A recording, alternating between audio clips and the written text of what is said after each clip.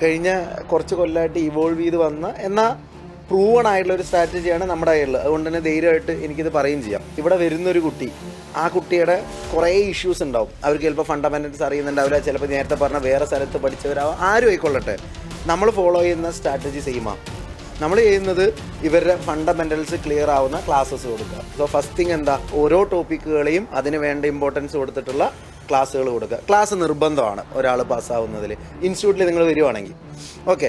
പിന്നെ second thing, പഠിച്ച കാര്യങ്ങൾ വീട്ടിൽ ചെന്ന് കഴിഞ്ഞാൽ പഠിക്കാനുള്ളൊരു സംഭവം അവർക്ക് വേണം അല്ല. അപ്പോൾ നമ്മൾ ഹാൻഡ് ഔട്ടിൻ്റെ രൂപത്തിലോട്ട് അവരെത്തിക്കുന്നു.